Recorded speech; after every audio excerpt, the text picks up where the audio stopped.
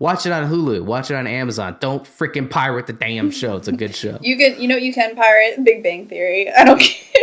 Like, dude, what is it on its 20th season now at this point? Oh I don't care. God. Anyways. They're making so much money. They're not hurting. I'm with you on that, Katie. Please listen carefully.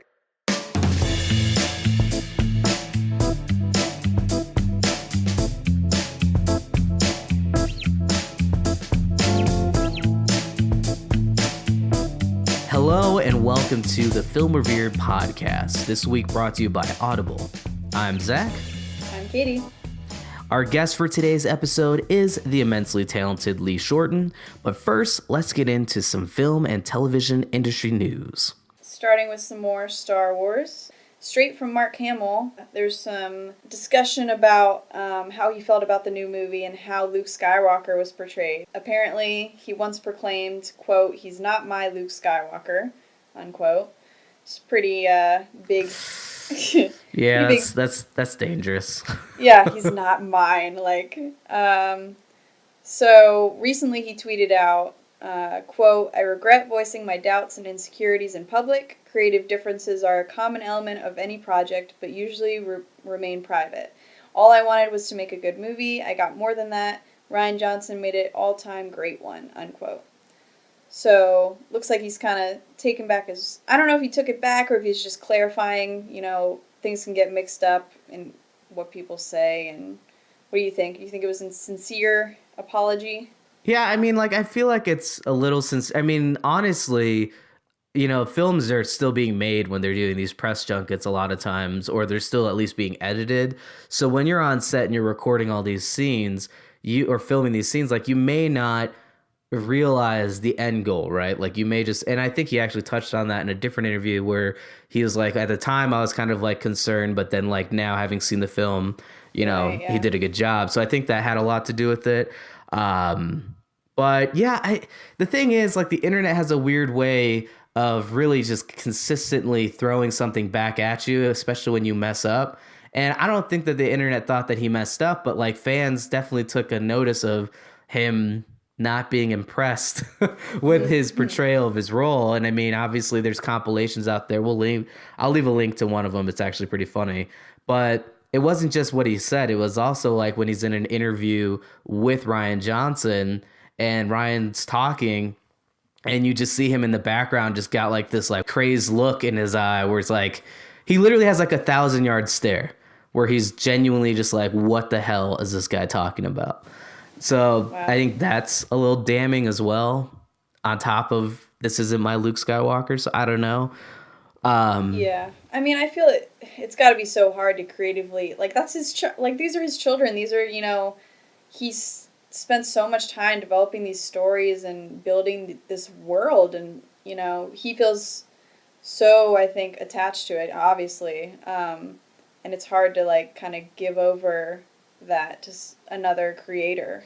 Yeah, I think that's very true. Yeah, it's definitely a good aspect because, yeah, he's lived with that role since the 70s, so he does have a very good insight into what that character is. But at the same time, you got to let a director do his thing, but, still voice your concerns, just maybe not publicly. Also, NDAs. You and I both know this as, working professionals in this industry. That's really bad. We've heard of people getting fired over a YouTube comment, let alone going out publicly. And obviously they can't fire him, but they can certainly sue you, especially if you're on, Mark Hamill's level where he has money that they could get from suing him. If that negatively. Or even, maybe that was, I don't know if that was a threat or if, him coming forward and saying this was something that someone else told him to do. That's why... you never know. And it hits on sincerity in his responses. Is his publicist freaking out? Do you want to be sued? So yeah, it definitely has a lot to do with it because a non-disclosure act isn't just necessarily disclosing, production and stuff beforehand. It's also potentially damaging a film before it's released, or even, it's still in theaters. Mm-hmm. So, and it's already got mixed reviews from audience members at least. So definitely. Anyways, but yeah, that's enough Star Wars. We get Star Wars bias. It's not my fault, but it is my fault, actually. It's literally my fault. Yeah, I haven't seen the new movie. Oh my God. I finally saw it. Yeah. Yeah. Thoughts, concerns? I might touch on it later. You know what? I'm actually going to pose this as a question to the audience. We'll see if we get any feedback on this. But I was thinking about maybe doing a review video, just like me talking about it. Nothing big, like 5 minutes or so. Just because I, amped it up so much on me wanting to see it. I figure that way people can hear my thoughts if they want to hear them. So I might do that later on the website. Fair But enough. anyways, moving forward. On to All right. more news. More news. Some positivity. So there was news on Spielberg telling Laura Dern, who, if you know her from the Jurassic Park movies, she's the main woman. Yeah. She said, when I was 23, right before a close-up on Jurassic Park, Spielberg said to me, people will tell you what you could do to your face years from now. Don't you ever touch your face, he was saying. Your face is perfect, it's female, it's emotional. So that's sweet. I like this kind of news because, recently we've heard a lot about how women are treated in the industry and all the sexual assault cases and all that negativity. I feel like this is a nice nice story to hear. I could not agree with you more. And, it happens to the best of them, man. You want to hold on to that youth as much as you can and you go under the knife. And sometimes it's great. Sometimes that's a nice improvement. Probably wouldn't have done it. Probably not needed, but nice improvement nonetheless. But then there's these, jobs where it's like, I don't know how some of these doctors are still employed because they just butcher people's face. And it's like, that's your career. So I think it's really nice and refreshing to have someone, especially at Steven Spielberg's level. Again, obviously this was years ago, but he was still big at the time, not, going against that, being like, look, you are beautiful and your face is perfectly expressive and don't touch it. Like, I think that's awesome. It's definitely a positive. And just for her age too, so like 23, that's my age, but like that's a young age to be working in the industry. And he's older, he's got, the power to influence people, and I think it's really nice, for him to say stuff like that to a young actress. I think so too. And I mean, again, obviously I'm not a female actress or anything like that, but that age you're very impressionable. And not only that, you hear stories of people, that are actors or actresses, that even someone as such as like a PA saying like, oh, that's an interesting choice, like of an outfit or something like that, or just like something minor. Right. It can freak you out, especially when your livelihood is being on camera. So it doesn't even necessarily need, but when it comes from a director, then it's like even more impactful. So I think it's great. Yes. So, getting on to some bad stuff, little positivity, a little negativity. We're going back and forth today. So last Tuesday, 3 films vying for Oscar wins were leaked to piracy networks. The 3 films leaked were Lady Bird, I, Tanya, and Call Me By Your Name. Hive CM8, or is it CMate? I don't know. They're a group I do know this. They're a group that's well known for film piracy, and they claim responsibility for the leak. In a statement given in their release notes, they said the following: "We are especially sharing this for people who can't visit the cinema due to illness or because it is a limited release that doesn't make it to their country." The group also added, "Don't forget, watching a screener is not like the real thing. You should still go to the cinema and support the producers." Oh, wow. I don't know.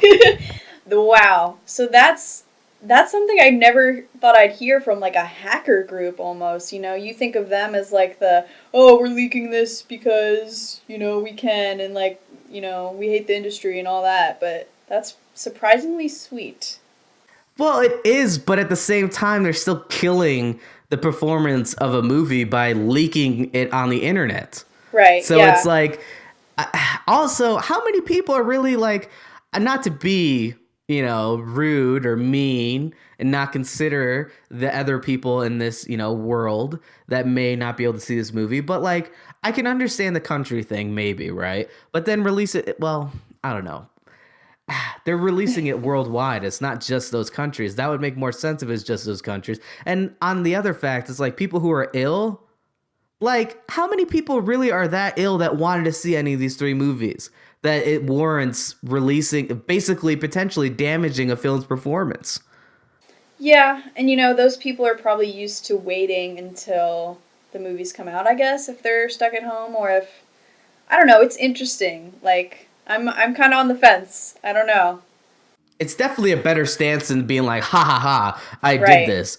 I mean, Yeah, yeah, especially yeah. coming off of this whole, well, there's another incident that happened with a hacker where it wasn't like this, where it was like this, basically, I'm sure this has been, it's all over the news now, but Kansas City police ended up fatally shooting an innocent man in a swatting incident. So if you're not aware of swatting, this is more of a gaming thing, but basically a hacker will find out a Twitch live streamer's location and then call the police and say, hey, there's a hostage situation at this address. Wow. And the police show up in full force because they think it's a hostage situation, and they break into this person's house, and it cancels the live stream because obviously this guy's getting swatted. Well, in this Jeez. case, it went really wrong, and the police ended up shooting the guy and killing him. And the whole time, this hacker is on Twitter saying, oh, ha ha ha, the guy's house that I swat is on the TV. And then when it came out that this guy got murdered, he's like, well, I didn't shoot anyone because technically I didn't fire any bullets. And he's like, I'm not giving myself up. And it was nuts. Like, it was, oh my God. So, Yeah. complete opposite side of the spectrum is That someone like definitely that. is. You know what Well, I mean? Yeah, and that's crazy. We live in a day and age that people do that to each other. It's like, he doesn't know the person, he can't see them through the screen or whatever, but that's pretty brutal. And the fact he didn't apologize, oof.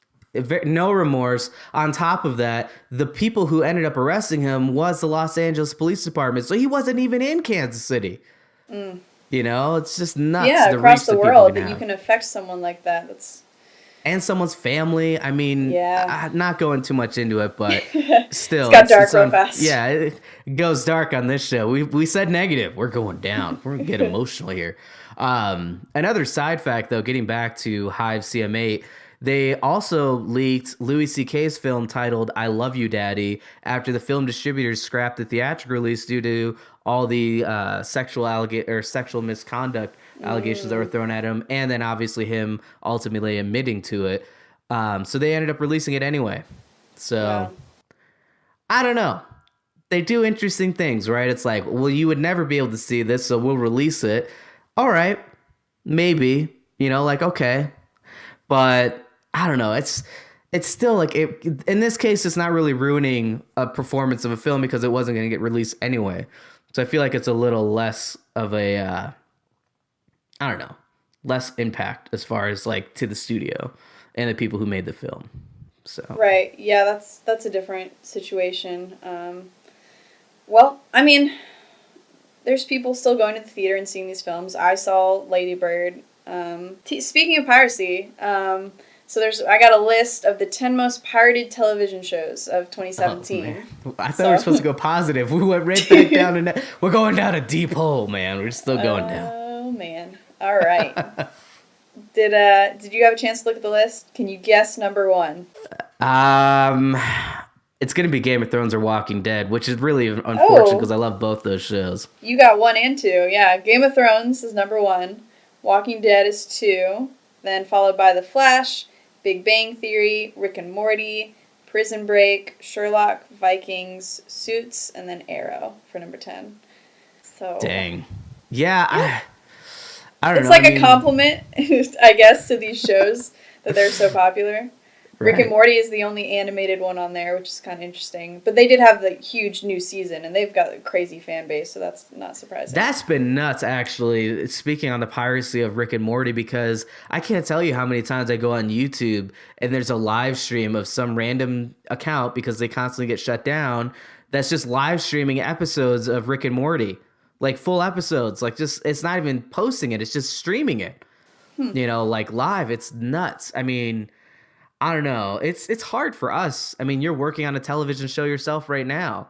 I've Yeah. worked on films, and it's like it's tough because it does impact our industry, whether or not it's impactful enough that it's going to affect jobs. I mean, Walking Dead, I feel like it is. The fact that it's number 2 on that list is a big deal considering their show ratings have gone down as far as live viewership down to like I think it was 8 million for the season finale. Oh, yeah. Which is still really good, by the way, in comparison to other television shows. But when you compare that to the 17 million viewership of last season's finale, it's definitely a big drop. Also, that's not accounting for people who do watch it on demand, or in this case, pirate the show. So I still think the show's popular, but it affects things. Studios pay attention to numbers. Oh yeah, and speaking of Walking Dead, things are changing. I don't know if maybe it's because of ratings or why this ended up happening, but the visual effects were all done, in Atlanta, where I am, by Stargate, and they lost the show, so it's going to another studio. Yeah, I believe it's Goodbye Kansas. Yeah, that ended up picking up because they had done some work on season 7. So that's interesting. Yeah, it's definitely a huge contract to lose, especially when you have a studio that was pretty much built there for the show, from what I understand. I could be wrong, so don't take me at full value on that. But, yeah. I mean, it was really helpful. I mean, I knew people that worked on the show and at Stargate Studios, on the visual effects team. And so it was very easy and convenient for, show directors to just be able to pop over to the studio and see how it looks. It's right there. Right, so, yeah, that's the same way mine is set up. We're actually shooting.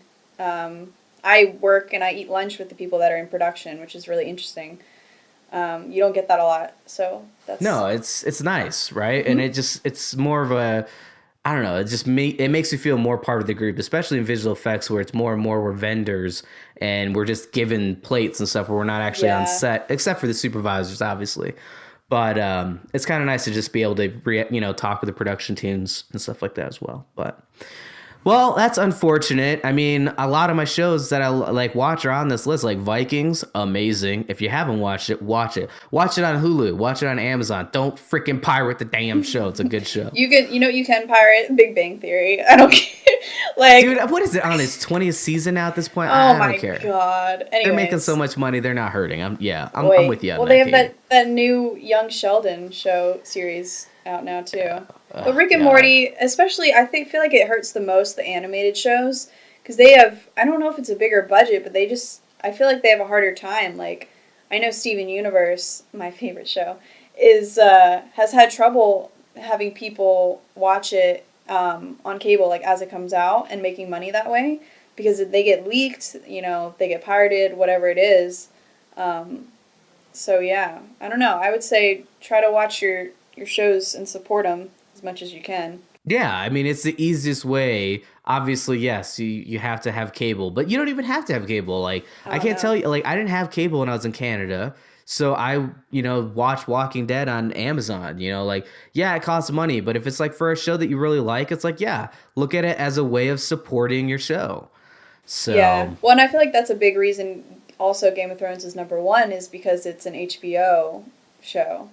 So not a lot of people, you have to pay for that separately, right? Yeah, you do. Yeah. So, I mean, there's HBO now. It's $15 a month. It's not that expensive. Yeah.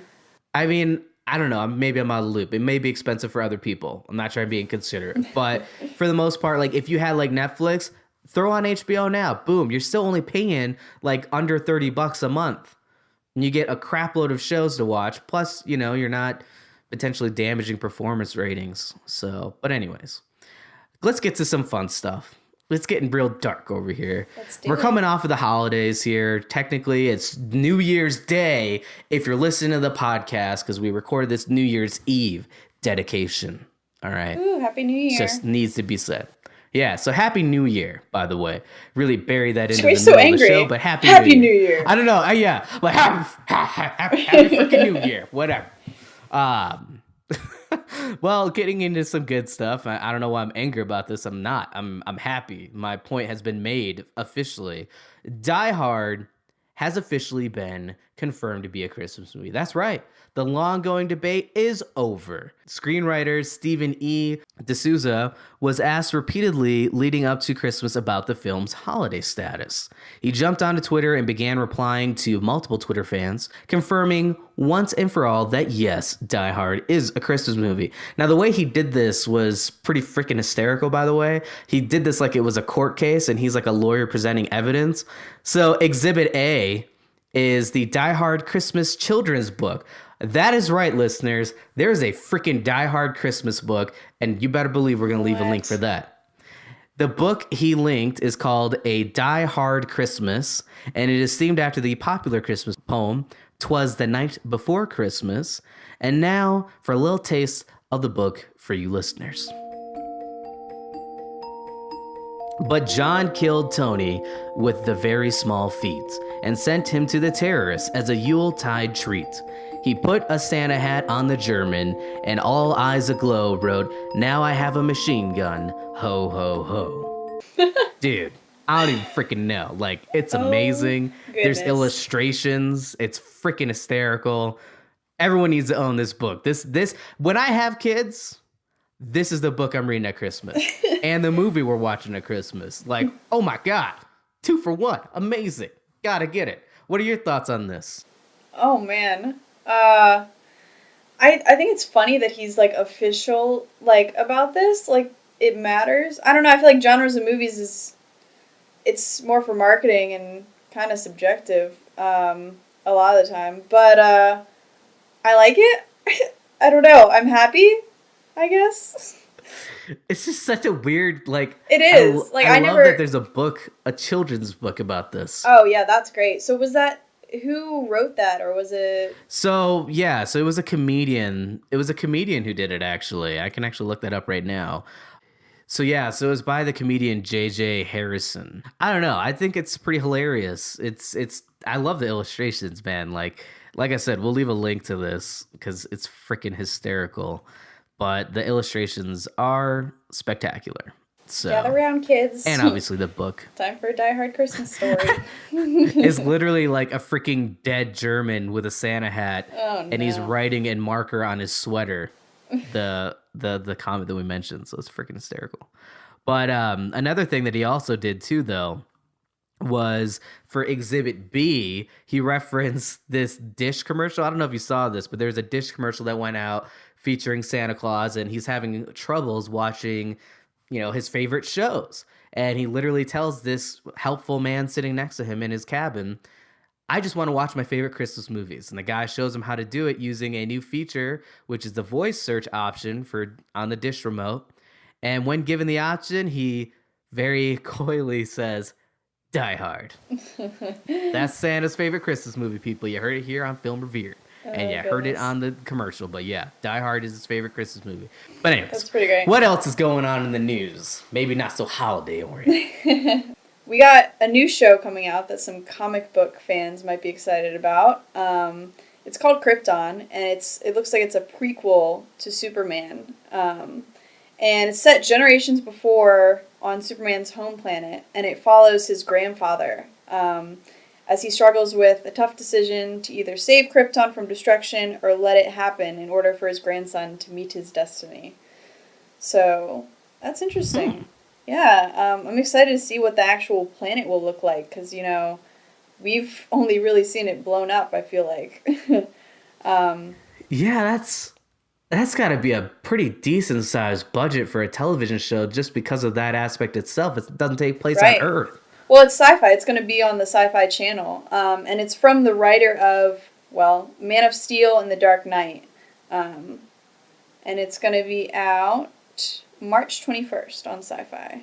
Holy crap, that's really soon. Yeah. Interesting. Months. Man, you're just going to have a whole Superman legacy because they already had a relatively prequel series, or I guess like a really long format origin series with Smallville. And then obviously you have the Superman movies. So that's interesting. Now you're going to have something even before Smallville. Before Smallville, there was Krypton. Premiering in March. Boom, there you go. There's the promo. I haven't really kept up with a lot of Superman stuff, I would say, but this looks good. It's definitely an interesting premise. I mean, you're missing your main character. But I mean, to be fair, they did that with Gotham to a degree. I mean, because you still had the villains, but Batman's there, but he's not Batman yet. He's just a kid. Obviously, in the later seasons, not to spoil anything, but he gets closer to that destiny, if you will. But starting out, it was more about the other characters. So it could be an interesting way to explore other characters in the Superman universe. Yeah, that's a great comparison, and I think I remember thinking of that when I was reading this, because I think there's fans that care so much about the universe that they're going to check this out. So it's exciting. Yeah, Sci-Fi's making some interesting plays. They recently did a TV show called Happy, which looks freaking hysterical and just off the walls crazy. But Anyways, but yeah, moving on. So another thing that happened last week was the man, the myth, the legend, Mr. Excelsior himself, Stan Lee, turned 95 years old. Woo! That's right. There was a large and well-deserved outpour of birthday well wishes from fans all over. Chief among them came from some of the Avengers cast themselves. Mark Ruffalo said the following: "Happy birthday to the legend Stan Lee." Chris Evans tweeted, "The one and only happy birthday." Other people to wish Stan an awesome birthday were Don Cheadle, James Gunn, Jason R. Moore from the Netflix Punisher series, and Gabriel Luna from Agents of S.H.I.E.L.D., and many more. I had no clue that he was, how do I say this? That experienced. Oh yeah, I mean, I knew he was up there. Yeah. But that's got to be really cool to literally have the characters that you created, like, I know they're not the real characters, but like having them wish you happy birthday, that's crazy. Like, oh yeah, Captain America, it's like these characters I created and then the actors. That's pretty special. So I also too. I mean, and another thing too is people really don't realize this is the fact that like he's responsible for so much of the Marvel universe. Gosh, yes. Like I'm gonna put a link in the link dump for his wiki list of like character creations that he has like credit for. It is like thousands. It's I don't know if it's 1,000, but it's got to be damn close. It's like pages. For like sure. It is a lot of characters. Some not so famous, some famous, but I mean they could be making Marvel movies for years solely off of just Stan Lee. Oh yeah. I think they have. How many do they have lined up? I mean, I should know this. I actually work at Pinewood Studios, and so there's Marvel everywhere, and we are the one TV show that's not Marvel, so it's really funny. I hate you so much. Like, you don't need to... I mean, I know the listeners don't know that, and it's a fun fact for them, but I know this, and you're just making me more jealous, all right? I'm peanut butter and jealous right now. I hate you. You want more? Chris Evans, I saw him not the other day, I guess before holiday break, and he was in his car with his driver, and he slowed down to, like, look at my dog, because his dog is very similar. Like, they're the same color and everything, so that was cute. I don't know. Like, I mean, like, I've had my share of run-ins, obviously, as well. Not for comparison's sake, but, like, like living... I think it happens. I mean, like, Atlanta is becoming massive as far as film production that's going to have, especially if you're on Pinewood Studios. But, I mean, Vancouver, I ran into Abraham from The Walking Dead just on the street. You know what I mean? Like, it's kind of nuts when I think it's also different for you as well. You're on set. You know what I mean? Or you're in a studio, so you're not really probably going to be like, oh my God, Chris Evans, can I have your autograph? You know what I mean? Very frowned upon. Yeah, you're trying to be professional. But like for me in that instance, like living in Vancouver, there's a lot of celebrities that live up there. I definitely went up to him. I'm like, yo, man, what's up? It was raining. It was a dark night, by the way. So I definitely looked like I was about to stab this poor man. Oh, no. I didn't. Don't worry, people. I didn't stab him. All right. Whatever anyone else says, they're lying. But yeah, so that was kind of cool because I got to kind of fan out. But even then, I was still like, because I'm so used to having to be professional around people like that, wasn't like hardcore. But he was like super chill. He was there filming a pilot for ABC. Nice. So, which was really hilarious because he talked about it on Talking Dead later that he was in Vancouver filming that, and I'm like, holy shit, I knew this. So that was kind of fun. You got the scoop. But also fun, like getting back to Stan Lee and his birthday. It's like, did you know because 95 is freaking old, dude. Like that guy's still doing conventions. I'm sorry, Stanley. I was so nice earlier. I'm like, experience. Yeah. You like tried to casually say it, and now you're just like, you're old, man. He's 95. He can take it, right? The man's almost a century old. Oh wow. Which is nuts. And the fact that he still does conventions and is still doing cameos in films is insane. Yeah. Like, dude, I hope I'm that active at 95. My God. I hope I even have a career, like, even close to the, like, level of Stan Lee. My God. The guy is insane. Like, that's yeah. Like, I hope I make it to 95. I'm happy if I just make it to 95. I don't really care if I have a good career. I just want to make it to 95. I think it's time to get into some trailer drops. Trailer drop time. Let's do this. What's up first? Ocean's 8 is first one I had here. I never saw the originals. People have been hyping about, people are upset. It's an all-female cast. The original was all guys. It's always that they gotta fight people on that. But if you don't know much about the plot, it's it's just these women who are planning to rob a gala, basically, like this huge event with jewelry, and they have this like assembly of women that are helping them do the job. So you got Sandra Bullock, Helena Bonham Carter, which I love, Minnie Kaling, Sarah Paulson, Anne Hathaway, and Rihanna, of all people, and Kate Blanchett. It goes on. Like, Katie Holmes is in it, and then, what's the guy from the Late Night Show? James Corden? Yeah, Corden. Yeah, I saw him in it. But the women, the cast looks amazing. I'm excited for it. The trailer was amazingly well cut. I don't know. I just liked looking at it. So if that's any indication of how the movie's going to be, I'm excited. It definitely caught like the Ocean's vibe for sure. Even in the trailer. You've like, seen the originals? Like, yeah.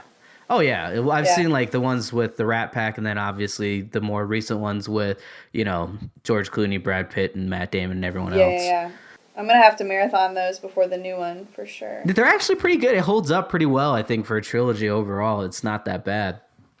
Usually there's like, you know, lesser versions or like lesser, you know, films in that, but it's actually pretty good. I mean, Kate Blanchett, man, I'm gonna watch anything she's in. I ain't gonna lie. I'll be upfront and honest right now. That is, if I had a Hollywood crush, that's her right there. Oh my god, her and Ragnarok. My god, I don't know if it was just the eye makeup. I don't know, but my goodness. That's your thing. You're into the giant. She's the one with the giant horns. Look, all right, maybe I'm into horns. I'm not into animals with horns. Let me make that distinction right now.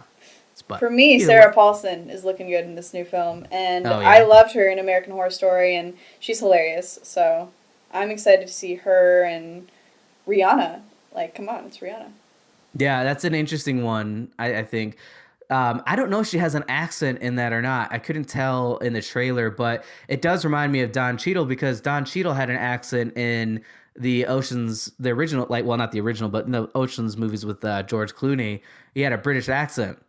And I hadn't seen a lot of films with Don Cheadle in it before that movie came out, Ocean's 11. So I just thought he was a British actor. I didn't realize till later that he's not. So that was kind of interesting. So I'm curious to see if she has an accent or not, keeping up with that theme. Obviously, that's a film that's kind of come under a lot of controversy just because of the fact that it's kind of part of the new Hollywood phase of basically redoing franchises with all-female cast when they were originally all-male cast, which, take it or leave it how you want. I mean, Goosebumps still, as a film, I think performed pretty okay. Ghostbusters, you mean? What did I say? Goosebumps. Oh my god, yeah. Did they didn't they make a Goosebumps film, like, from the books? Yeah, with Jack Black. They're actually just announced Goosebumps too. Oh, okay. Well. So, boom, hot little news tip for you in the subtle conversation we just dropped. Yeah, Goosebumps 2 is happening. Whether you're a fan of that or not, it's happening. All right. But yeah, they did Ghostbusters. And I mean, obviously the trailer was like one of the most disliked videos on YouTube. But the film itself, like, people still liked it. It wasn't horrible. I think it's great, like, for, you know, little girls to see role models like that. You know, like, the Halloween that same year, it was like all of them were like little Ghostbusters, and that's great. Like, we don't need princesses 24/7. This is... Well, no. I think the biggest, and this is, again, like, I have no problem with female-driven movies or an all-female cast. Like, that's totally fine. And I'm not just saying that, you know, I'm not Mark Hamilling it here. I'm kidding. I'm sure Hamill is sincere in his taking it back. But in all seriousness, no, I think the bandwagon I could jump on as far as the, you know, criticisms about this whole new wave of films is they're doing it with already standing franchises. It's like, I understand, like, what you say, right? It's great for little girls to have role models to look up to that aren't just princesses. I love that. But the thing is, it's like, you could just as easily make a new franchise. In a way, it kind of undercuts the power and performance aspects of these amazing actresses, because it's like, we don't trust, again, I don't know if this is accurate, but I could see this from the criticisms, at least, is that we're going to redo a franchise we know performed incredibly well with an all-female cast. Instead of doing a completely unique and new franchise with an all-female cast, it's almost as like, it's kind of, in a way, very coyly between the lines saying, we don't trust an all-female cast to launch a new franchise on its own, but if we use existing material, then maybe it'll do well. But maybe it's a stepping stone to get to there. Yeah, Yeah. maybe this is that middle area I mean, to test it out. yeah, it's interesting. That's interesting point of view. I agree. I mean, I would love to see original stories. And I mean, you got Lady Bird that just came out, and that was like a coming of age, not, Exactly. Yeah. and it's done amazing. So I think we're getting there. And it was directed by a woman too, so it's Yeah, like, I think especially, and we have Wonder Woman with Patty yeah, Jenkins yeah. doing an amazing job. So I definitely think like it sucks, right? It very clearly illustrates the uphill battle that females in this industry, whether in production or as actresses, have to deal with. It's unfortunate, but maybe this is the middle ground to get studios to realize, hey, look, all female cast, it works. You can do both. It doesn't have to just, be remakes. We can do like legit films. Not that this is illegitimate. I'm not saying that, but just like original content. So, when does Ocean 8 come out? They have a date of June 8th. So it's Oh, all right, summertime. cool. Got Nice a summer little bit movie. of a wait, but Well, I'm gonna see it. I think it's gonna be good. So I had my doubts initially. Again, maybe on that bandwagon. Like I was just like, not that it was gonna be bad. I just was like, is this gonna be like a full on film, or are they just phoning it in with the cast? And it looks spectacular. Like I think it's gonna be really great in addition to the Oceans franchise. So. But there's another trailer that dropped, and this is actually the final trailer for the film Den of Thieves. That came out last week, and man, was it action-packed. So for those who don't know, the film is a gritty crime saga which follows the lives of an elite unit of the LA County Sheriff's Department and the state's most successful bank robbery crew as the outlaws plan a seemingly impossible heist on the Federal Reserve Bank. The film stars Gerard Butler, Jordan Bridges, let's see, Pablo Schreiber, O'Shea Jackson Jr., and 50 Cent. So I don't know. I think it's interesting. I mean, obviously, one who's a video game player may tend to think of GTA 5 when hearing a plot like this, because I think that's literally one of the missions is we go after the Federal Reserve. So I'm actually curious. Now I want to play that mission in GTA 5 and then go see this and see if they're similar or not. someone But got inspired. right? Yeah. I mean, to be fair, it's a heist movie, right? There's a great Yeah. amount of heist films. And actually, that's partly why I'm so excited about this, because it looks really well done. Like when you think about it and you think about you're like, oh, it's a heist movie. It's probably not going to be that great. Honestly, it actually looks pretty entertaining. I mean, it's a heist movie. It's not going to be groundbreaking. It's not going to probably win any Oscars here. But I mean, the town did do pretty well for itself, actually. So never mind. It could.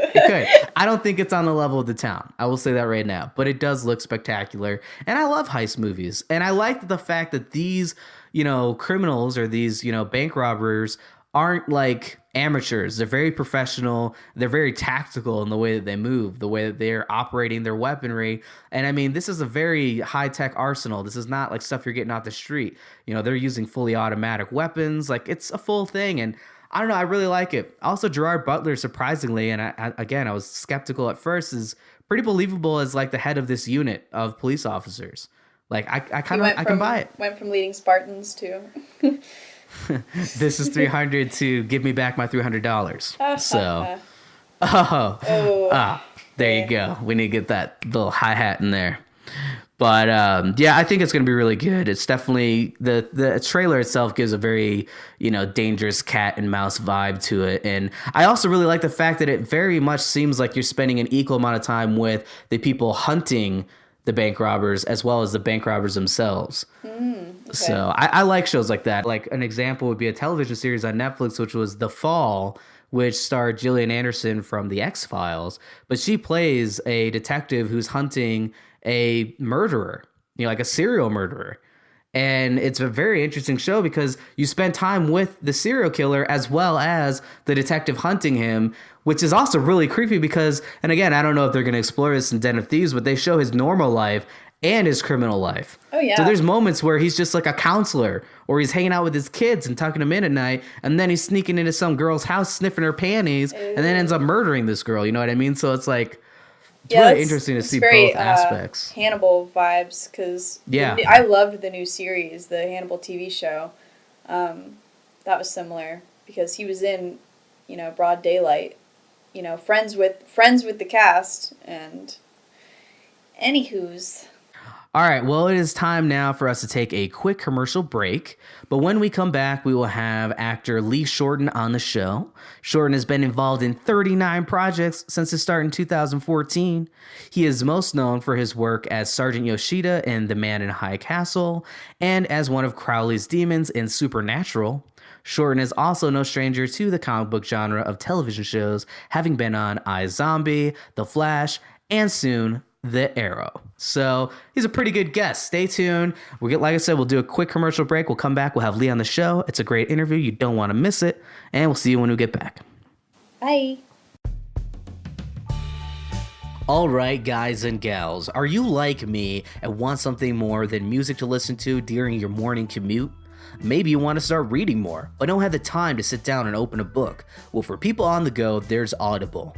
Audible offers over 180,000 audiobooks to listen to on your iPhone, Android, Kindle, or MP3 player.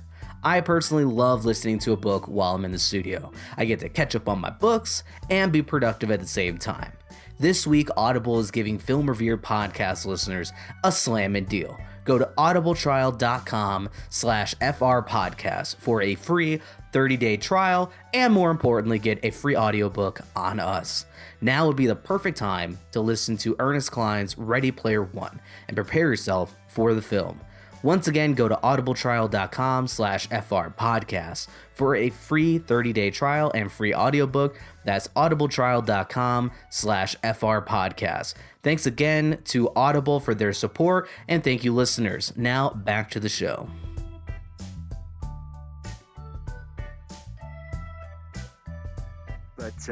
But then I like talking to people because I think, they get a better sense of who you are, for better or worse. Yeah.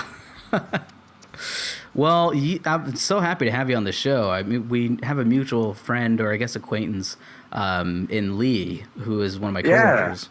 So I was super happy when she told me that you were willing to do the show. Oh, of course. Thanks for having me on to chat. Yeah. So you've had a spectacular career so far that has seen, honestly, you really have, it's really skyrocketed just in over the past 3 years. And I guess at this stage in your career right now, you're probably more known for your work on The Man in the High Castle as Sergeant Yoshida. Did you have any idea that was going to be that big? No, I didn't. I really didn't. I don't know if you've creeped my IMDb or not, but he was, originally called The Suited Man, and it was supposed to be sort of one episode, and that was it. But I got lucky, and they liked what I did in the audition, and then they liked what I did on the day, and they were like, you know what? We should give you a name, and you should come back. And then it was the dream. So, and then it turned into what it turned into. So. Wow. So, what exactly was the audition like that just caused them to be like, this is a guy that needs to be on the show for at least 2 seasons? I have no idea what they saw in me. You'll never know. But look, I guess I think we get into Vancouver actors get into a bit of the habit of just playing the scene, right? Because you spend a lot of years playing cop number 1 or barista number 2 or whatever it is. So and I think people want to get the job, right? And so they just go in and they do what's expected and they just play the scene. Whereas that maybe because I'm young and naive and that doesn't really appeal to me. So I try to bring more of a fully rounded character as best as I can with what's given to me, which can be tough with a 1 or 2 page audition, but I still try and find. With Suited Man. Yeah, I try and find something. And so I guess maybe that's what they saw, right? The audition was just me delivering some exposition to the chief inspector. And so, maybe on one level, you go in as an actor and it's like, okay, so I'm just playing a cop. I'm just delivering exposition. That's just my job.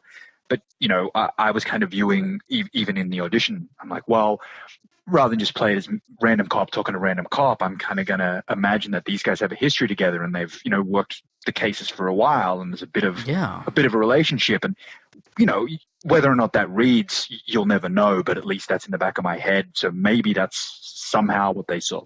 Yeah, I think it lends a lot more to the performance. It's not as much of a empty performance. Not to discredit people who just go in and do the lines, but I feel like that is definitely what distinguishes someone as far as in an audition from the others. And I think that definitely obviously played out because you had a really long stretch on Man in the High Castle. I did. I was very lucky. Very lucky. How did you actually hear about that role? Was it just something that came up through an agency or? So I've been a big Philip K. Dick fan for years.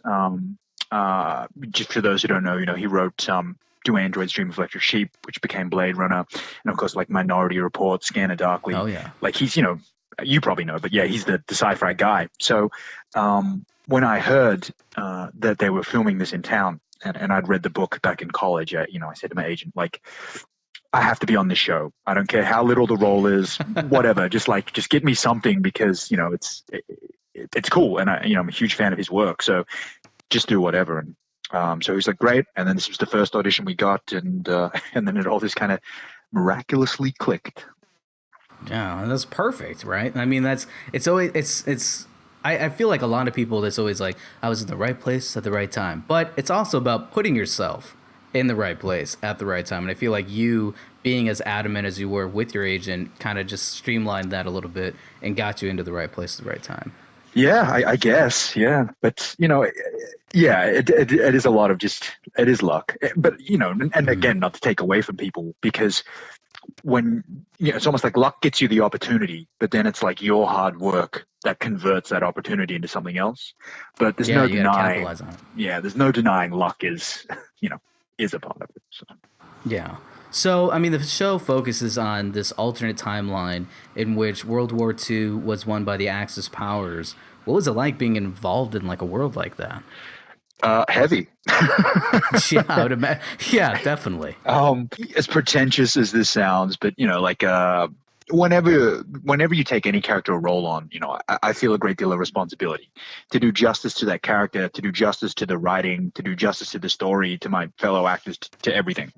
But when you're on something like this, which is controversial, which is a classic, which is quite sensitive, really, when you think you're dealing about Imperial Japan and Nazi Germany, there's like that added weight. You really want to respect everything and really do your best to serve that story and bring the truth. So there was a lot of a lot of pressure and a lot of responsibility. But at the same time, the writing was great and the production design is amazing, and the cast and directors and everyone's so brilliant. So when you step onto those sets, it just felt so real. Like it was so immersive. Half your work as an actor is done because it's it's crazy. That is so awesome. Yeah, and I mean, like, so once it obviously turned into Sergeant Yoshida, right? No longer suited man. What were some of the challenges you faced now that you had to play like this character that really does have a backstory and that's going to have an arc? The thing about TV, obviously, compared to like film or plays, is you don't have the complete story. And no one really does. They're writing the episodes week to week, and all is what you're doing that week and what you have done. So in some ways it's tough, but then in some ways it's just like life. Like, we all have plans, but, we don't really know what's going to happen tomorrow. You just live in the moment. Yeah. So what becomes the interesting challenge for TV, and especially when, you've got a role like this where it wasn't really planned, is each week the writers will throw something at you and you look at it and you're like, how can I serve the story and what can I do? And then, not making outlandish, scene stealing choices, but like to be like, but what can I also like maybe hint at in this scene that might spark some interest in a writer? And then becomes this kind of symbiotic relationship where the writer's like, oh, that's like they see a thread. So then they throw something back to you and then you see that and then you suggest something. And like, you never really speak a lot, but there is this dynamic of this subtle back and forth, and that's how you help grow the character. But if you just come in and you're just like, I'm just going to, say the words on the page and not think like that, then they won't be inspired, and that's how you kind of get written out, or that's how you never get to do anything new. So. Yeah, it's almost like you're planting thoughts for the writers. It's like, you thought of this. I just was, doing my lines. But you thought of this, but really you're like, I hope they notice that I'm doing this right now. And that they pay attention. And it's great that you can kind of right? get into that flow. Yeah, because they're equally probably saying like, I hope he notices this, and it's kind of it's a beautiful thing. And I think as long as you have that mutual respect where you're both trying to serve the story and do your job, you can grow something really nice. Yeah, get a good back and forth and really grow the story arc there. Yeah. Were there any scenes that didn't make the cut that you wish had?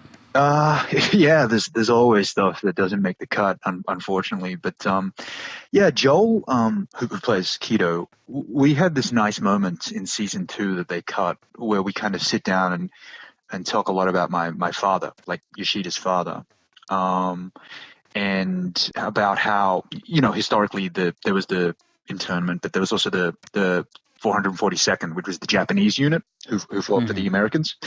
And there's a big scene about how my uncle fought for America, but my father was a Japanese loyalist, and so I ended up following my father, and it was a really nice Wow. kind of scene, but it just didn't make it. So Oh man, I hearing that now, I kind of wish it had made it. It's really great. I mean, yeah, me too. I mean, at the time, there wasn't a lot of actual like Japanese American characters on the show. There was mainly true. just Japanese characters. Hmm. So there was this whole, and we'd always talked about going there, like it really exploring what it means to be Japanese American as opposed to, you know, Japanese or, Caucasian American. But, it's a huge cast and there's so many threads and True, but you just can't it would always have been get an there. yeah, it would have been an interesting complexity to kind of explore, given the Yeah. fact that there weren't that many characters that you could have gone down that road with. Right. Yeah, I know. And I would have loved to, and I know the producers wanted to as well, but, say la vie. Yeah. Now, unfortunately, and we won't try and spoil anything because if people haven't caught up, but your arc does come to a close in season two. It does. Yeah. What are you going to miss the most about being on the show? God, so many things, but I think one of the biggest things is working with Joel. We really did become quite close friends over the 2 years, and not only is he an incredibly talented actor, he's a really good person as well. So there was just going to work with him every day was a treat on a professional and personal level. So that is probably the biggest thing I'll miss. Yeah, I think you both have like a really amazing talent at saying a lot without literally saying anything, just like your facial expressions or your eyes, like you're able to really convey a lot, I think, in a lot of scenes. Oh, thank you. Yeah, that means a lot to me actually, because yeah, we by the nature of those characters don't they're men of few words, but you're Hmm. always trying to like suggest. So I'm glad you thought so. Yeah, no, definitely. It comes through. Really, it does. Oh, thank you. Now, before you were involved in The Man in the High Castle, you've been involved in like a myriad of other projects ranging from web and television series, a variety of short films, and even a video game. What would you say like would be one of your favorite projects that you were involved in before Man in High Castle? Uh Supernatural was a big one. Um just because the fandom on that show is incredible. Their fan base is just so like involved and so supportive and so lovely. So that was a lot of fun. Um, but then the other thing would probably be a web series I did with a friend of mine, Joel McCarthy, and it's just a super low budget thing, and it's like ridiculous. It's called Average Dicks, and it's just like that. He'll probably hate me for saying this, but it's that Apatow style comedy, right? Like just Ah, no, sometimes I think artists hate it when you just refer to them as like they're just like this other artist because like, no, I'm my own thing. But just for shorthand, it's easy. So that's always a lot of fun because we just show up and just be ridiculous and it's with all we're all friends. So that was always a pleasure to work on. perfect. Yeah, I mean, we'll have to leave a link to that as well. I mean, obviously, with anything that we talk about on our shows, we like to leave links for the listeners so that they can check that stuff out. And it seems like it was definitely something that meant a lot to you. So we'll definitely make sure that people can check that out No, that'd be cool. as Thanks. well. Yeah. Yeah, So, Joel does a lot of stuff. So really, aside from my own self promotion, anything he does is worth checking out. So. definitely. Now, before you were an actor, you were a lawyer. What made Yes. you decide to shift your focus on acting? Um, yeah, it's kind of a bit of a random story, but I finished high school and I didn't really know what to do with my life, and everyone is like, well, you have to go to law school or med school, and law school seemed like it would be easier. I know a lot of people are like, what? But I love that. You're like law school, easy. Let me just take the easy route, well, people. not necessarily easy, but easier than med school, Yeah. I thought. But then for my undergrad, I did film studies. And I just through that time, I just really fell in love with the medium as a whole. Like and weirdly, I always thought I'd be a director before an actor, but because I just Really? love, yeah, look, dude, I love like shot composition and editing and how they frame and like I just love the whole thing. Love it. Yeah, and I love talking to people about film, so much. And but then I don't know. Then it seemed like I was a lawyer for like 5 years, and I was really bored with it. And I'm like, I should give this dream a shot. But then I thought, man, it's probably hard to get to directing because it's like one director, but like they got to hire like how many actors? So maybe it'll be easier to get in and act first and see what that's about. But then I fell in love with acting. So yeah. Wow, yeah. And it is, yeah, I can totally see what you mean as far as directing because it is one of those things where it's like, it can be hit or miss. Like, you could be directing 16 short films before you get your first break, or you could be, and I'm drawing a blank here, but It Comes at Night, that director. And I think it's Trey Edward Schultz. I'm actually pretty sure that's who that is. And he had a really great run with Krisha, which is a short film. And he won a bunch of awards with that film, came back the following year with a feature version of that film, and then literally was given the reins to It Comes at Night with Joel Edgerton in the lead role. Right. And it's one of those things where it's like, is that just how that works? Like, Yeah. like obviously it's a certain circumstances were in place and it is a mixture of right place, right time. But it is kind of crazy because when you're someone who is looking to get into a new career, like in your case, it's like you want to research people. You want to see like, what did they do to get there? And it's like those exceptions throw that curveball at you and you're like, is it that easy? I don't think it's that easy. Right. But then again, it's kind of ironic to talk about that because here you were, like, obviously you've put in a lot of work before, your big break, which was The Man in High Castle, also Supernatural. You've had other shows that were big as well, but it's just kind of interesting because realistically, your career has been pretty short, Yeah. but grown as much as it has. You know what I Yeah. mean? No, it's true. Yeah. So I think that's really great, actually, and I'm sure it works well with your parents. You decide to like, okay, I'm not a lawyer anymore, and I'm going to be an actor, and it's like, okay, hopefully that works. Were they supportive in that decision, or? Honestly, I didn't tell them because I knew I kind of knew they would freak out. So Yeah. what I told them was that I was just gonna take a year working holiday and just chill out for a year. And then go back to my lawyer job. But the plan was always to pursue this acting thing. And then I got lucky enough that I hit very quickly, so then I could call up and be like, "Oh, I just happened to be over here, and now I'm doing this acting thing, and it seems to be working out, so I'm gonna stay here. Peace." And It would have been great if like they were fans of Man in High Castle and they're like, wait a second, what is that? What he said working? How that's the work he's talking? Like that would have been hilarious. Was that our son? You're like, maybe, I don't know. He looked just like a suited man, and then you end up coming back in a big role. You're like, oh wait, that's definitely him. Yeah, that's definitely him. Yeah, yeah, that would have been pretty fun. Oh my gosh. Yes. Yeah, yeah, I mean, and outside of acting, you're also a musician. I was actually reading up that you were involved in several professional cover bands while you were in law school. Mm-hmm. Well, I mean, a professional cover band is like sounds so fancy, but I was in a few cover bands. We used to get paid gigs regularly and do weddings and corporate gigs. But Yeah, you're getting paid to play music. That's professional at that point. True. Well, yeah, I'll take it. To a degree. Yeah. Well, hey, look, we're trying to talk you up here. It was professional. You were booking wedding gigs every day. It was insane. You practically not even go to law school. Yeah. Well,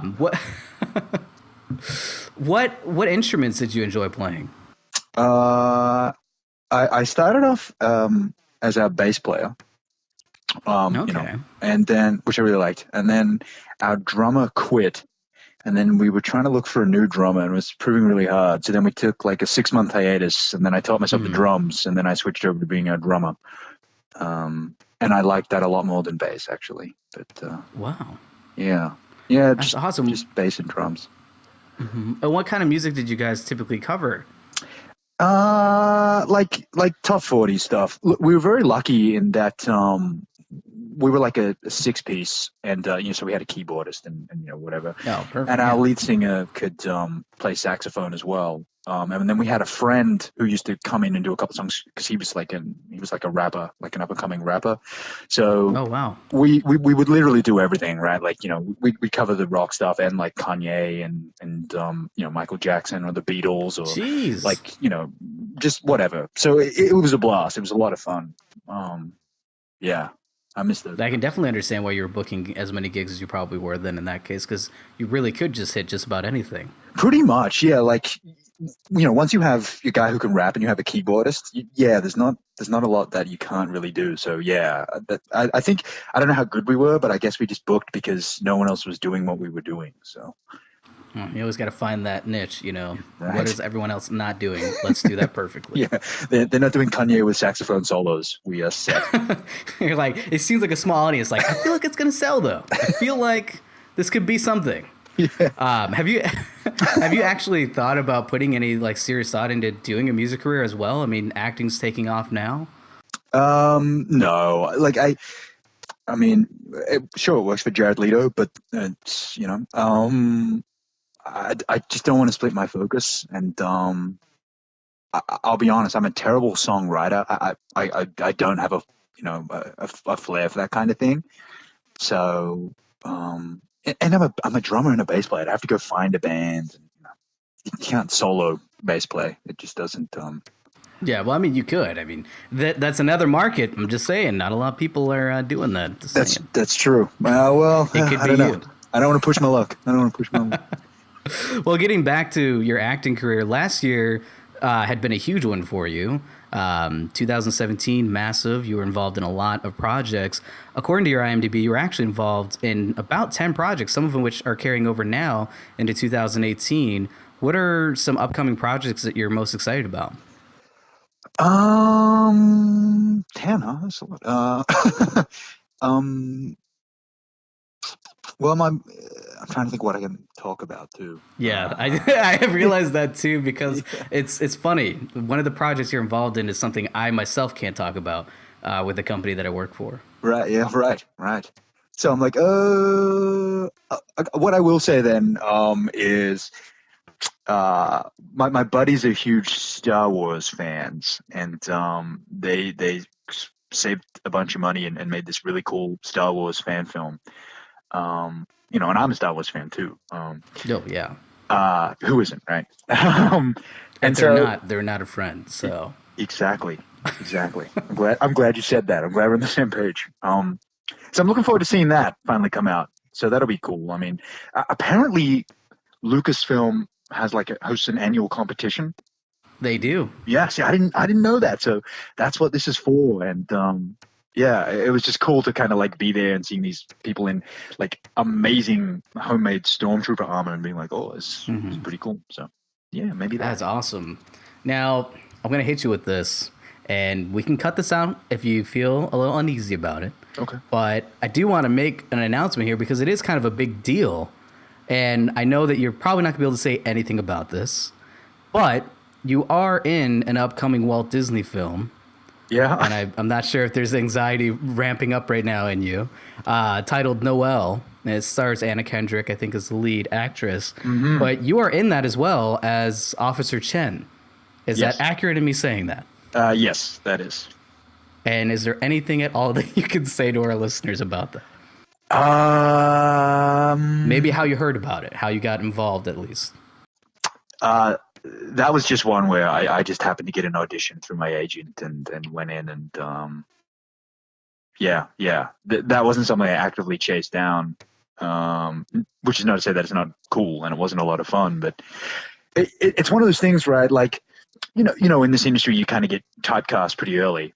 So I was surprised to get that, to come from like, hey, you were just like gassing children on Men in the High Castle, and do you want to come and be in our Disney movie? Was a little like, oh, I mean, yes, absolutely. I honestly do. don't feel like there's much of a difference, except for usually they're just killing parents. It's usually the other way around. But True, I feel like it's similar. Mufasa and stuff. I mean, I will like. Yeah, I can't say a lot about that, but I will say, like, again, everyone on that was just like so professional and such a pleasure to work with. Anna and Kingsley, who I worked with, and then the director, Mark, who did like Miss Congeniality, was Mhm. just so welcoming, and everyone was so friendly, which is great. That's awesome. Yeah, and I mean it's hopefully another, step in the right direction. So, what, I guess, speaking of your future, would be a goal that you'd like to see yourself accomplishing within the next couple of years? Whew, That's a big question, that is a big but question. Hopefully, I'm just still working. Because you never know, right? This is such an up and down career. But like ideally, uh, yeah, I'd love to be on a show like Westworld or Black Mirror or something like Breaking Badish. Just something kind of dark and intellectual.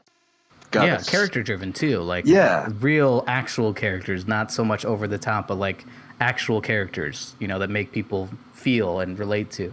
Yeah, yeah. Yes, yeah. It's like a nice character-driven piece would be great. Um, that would be amazing. Well, and I think, you've had that experience in a way with Man in the High Castle. There's not really a lot of over top performances in there. Like, I feel like they are true performances. You know what I mean? Like, they convey like the right emotion. It's not over the top. It's like perfect for that scene. You know what I mean? Yeah, Which is in the same vein of the shows that you just mentioned that you'd like to be involved in, or a show like that. yeah. Oh well, thank you. I'm glad that you think so because I know everyone in that show worked very like Man in the High Castle worked very hard, and we're always very conscious of that. So that's awesome. And that's not to say I wouldn't love to go and do a stint on a sitcom, because I like comedy too, and all those things would be amazing. But again, ideally, I mean, yeah, how can you beat shows like The Wire and Breaking Bad and Oh you my know The gosh, yeah. Sopranos? Like they're just something else, right? Yeah, and I mean they have the awesome bonus of potentially launching serious acting careers. I mean, you look at like Idris Elba and The Wire, and it's like I still think it's hilarious to this day that a lot of people up until more recently didn't even realize he was an English actor Right, because he did such a phenomenal job in The Wire. right. So yeah, it's funny because like we actually had Anne Scotland on a few episodes ago, and she'd done some of the investigative discovery type shows, like I Almost Got Away with It and stuff like that. And I do feel like there is a certain kind of fun in doing the over the top because those tend to be more over the top, but they know that. You know what I mean? And it's nice to do those as well, and it's the similar with sitcoms as well. So, Yeah, but I do think yeah. you're a really great performance artist as far as like when it comes to actually getting involved in a character. I think that as a character actor, I think you could have a really good career. Thank you. Yeah. To me, the prep is like half the fun. Like I love nothing more than like going and researching and reading and trying to like figure it all out. Like I love that. So thank you. Yeah. Yeah. Well, thank you so much for coming on the show. And for the listeners that want to hear more about you, we'll definitely leave links to your Twitter so they can hear all your updates, as well as some of the films and topics that we talked about in the interview. But I wish you best in your career. I really do feel like it's just going to continue to grow. So I really want to stay in touch and see where you go. Yeah, please do. Please do. Yeah. Are you in Vancouver? Yeah, I actually am in Yeah. Vancouver. Oh man, we I should work at MPC. yeah, we should grab a beer sometime. So Yeah, definitely. That would be great. yeah. So, But yeah, man, thank you. Thank you for having me.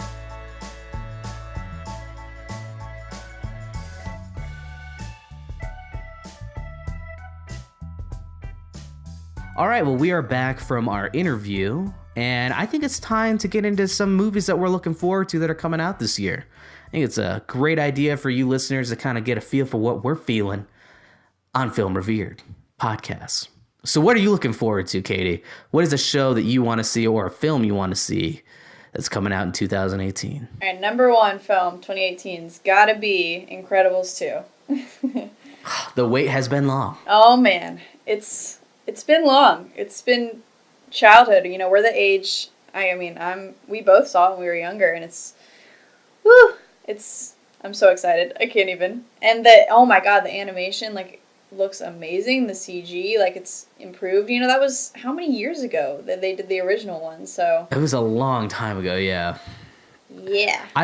I don't know, like, and it's so interesting to hear you say that, right? Like the animation's so spectacular because keeping in mind, like when you first saw that, you weren't in the industry, right? Like you and I, for listeners who don't know this, Katie and I actually went to the same school, Dave's school in Orlando, Florida.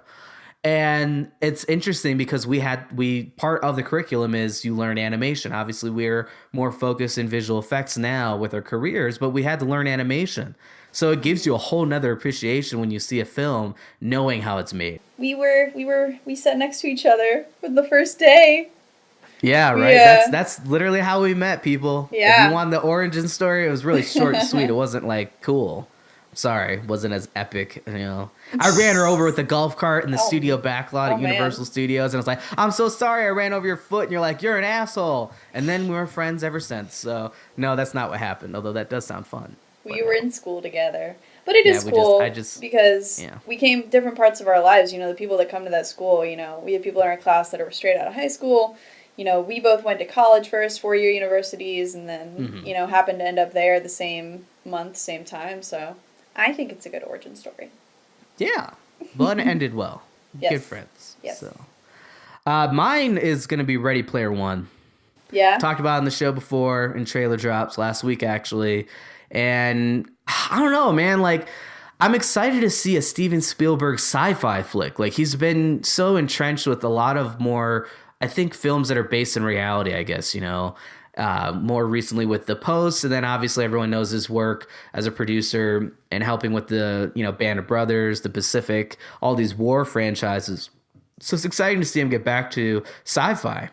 Yeah, I agree. So, I mean, I had never heard of the book or any of the story before seeing the trailer and knowing the movie was coming out. And there's a big fan base of, you know, just the book, and it seems like it's, you know, it's touching on that virtual reality and how getting closer and closer. I think it's a not too distant future, so it's interesting. Right? It's so perfect, the timing of this. Exactly. I agree. Yeah. So, and I mean, Ernest Cline, I mean, who's the author of the original book, he's such an awesome guy. I mean, he's just like a genuinely cool person, and he also wrote a good book, you know, which is the best combo. But I remember, like, when reading the book, I was really I never really imagined it being a film because there's so many licensing issues. Right. So obviously anyone who's seen the new trailer, especially the recent one that we talked about on the show, like, there are so many freaking iconic characters from different films and different studios, more importantly, that are in this. I mean, you even got video game characters like, you know, you got people from Overwatch. You had Chucky in there at one point. Dude, for like Chucky 2 seconds. Messed a guy up. I don't know. Someone took a knife to the face, okay? I'm telling you that right now. Okay, he was elevated. Chucky was full-blown in the air. He's got ups, guys. Chucky's got ups.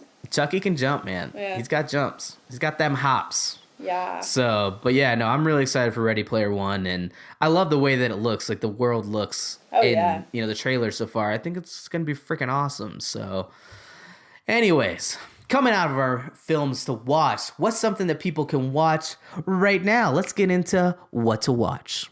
My what to watch is going to be the new series Dark on Netflix. So, this is the first German show on Netflix, actually. And oh my gosh, I love it so much. I can't speak more to watch it. It's perfectly, if you like stuff that's kind of messes with your mind, mystery, but also kind of supernaturally involved stuff. You know, I could compare it to like Black Mirror, the OA, stuff like that, then you're going to love this series. I would recommend, when you first turn it on Netflix, it actually plays in English. They dubbed it, and then I would switch it to German because that's obviously originally what the actors are speaking, and then you can do English subtitles, but it's up to you. It's whatever you want to watch. I just feel like get more emotion out of the scenes that way, and it's a very emotional show, so that's my what to watch. Yeah, I remember you touching on that, and I was like, oh man, because I've scrolled through it, and it's funny that you mentioned the whole English thing. I think it's an important fact to mention, or a point to point out, because the trailer, because obviously Netflix does like auto trailers now, which is actually really freaking annoying, by the way. Netflix, if you're listening, you can cut the shit out, all right? Because it's really annoying when I'm constantly going through. Yeah, come from me, right? Yeah. But It's like I scroll a lot, and when I have audio constantly playing every time I scroll, it's like I'm flipping through TV channels, which Oh I don't yeah, need that in my I hate life. it. Yeah. But the trailer that they play on Netflix is English. Really? Oh, So a okay. lot of people would think that they wouldn't immediately think it's a German show, is what I'm trying to. So you probably will notice when the lips don't start matching up. But if you're watching the trailer, you may not know that. So yeah, definitely switch to German. I'm gonna check it out. I love creepy things and I love horror films, and this sounds like a nice horror TV show, so I'm gonna check it out for sure. My what to watch, also a television series on Netflix, though this is a documentary series, is The Confession Tapes. And this has been out for a little while, and I've been meaning to watch it for quite some time. And I took a vacation, as you all know, recently, and I had some time to watch some shows that I've been meaning to watch, and this was one of them. Now, if you don't know about the confessions tapes, it takes a critical look into some true crime cases where American law enforcement made up for a lack of actual physical evidence by using devious psychological tactics during interrogation in order to exact or extract confessions from naive suspects.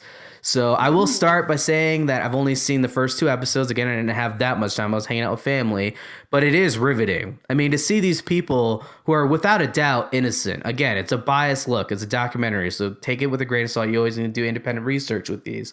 But for the most part, it definitely seems like these people are innocent. And to see them be so easily persuaded into confessing for a crime they didn't commit is incredibly unnerving. Wow. Yeah, I love true crime stuff like that, and it comes down to a lot of psychological stuff and how the human brain works and Yeah, I mean, like, it's interesting too. I mean, like, real quick, just like in the same vein of this, there was a YouTube Red series that's out with the guy from Vsauce, the creator of Vsauce, called Mindfield. It's probably the only YouTube Red series I'd recommend watching. It's actually really good.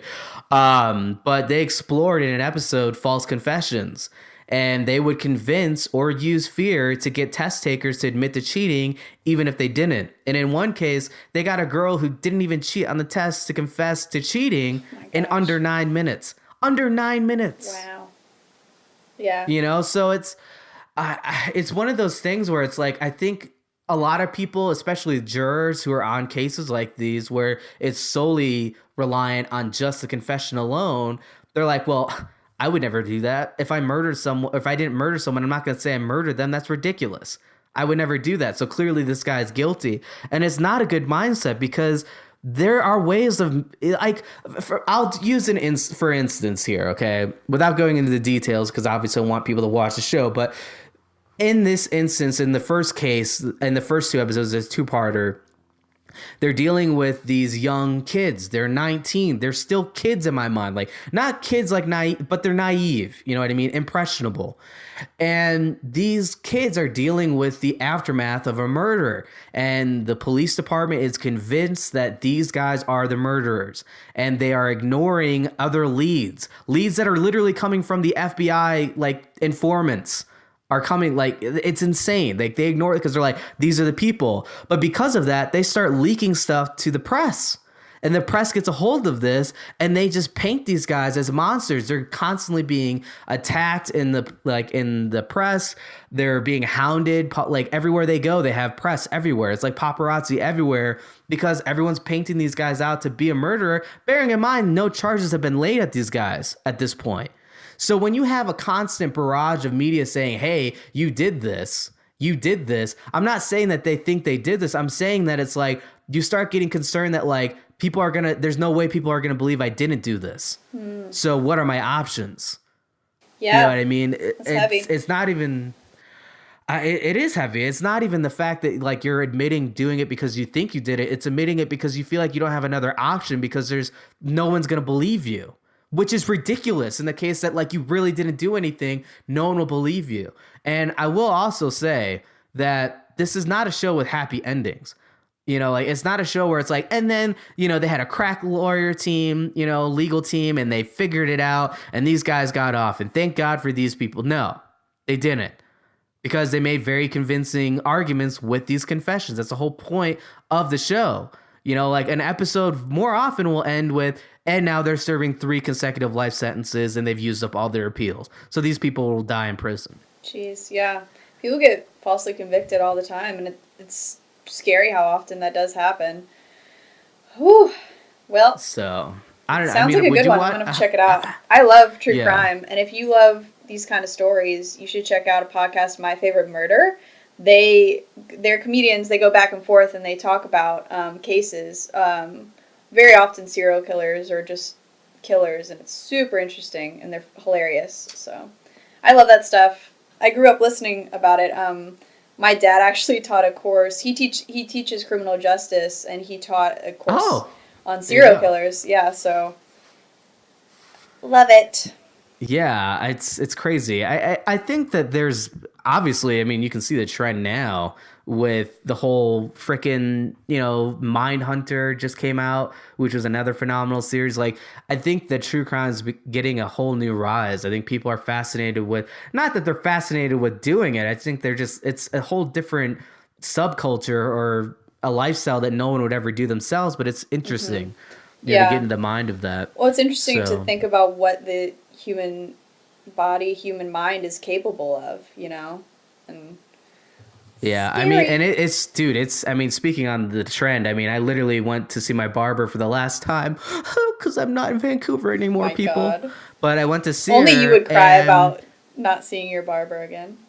Well, dude, she was awesome. Like, we'd actually would drink, like we'd go Okay. out to the bar. That's Like fair. it was like obviously with friends and everything. It was fun.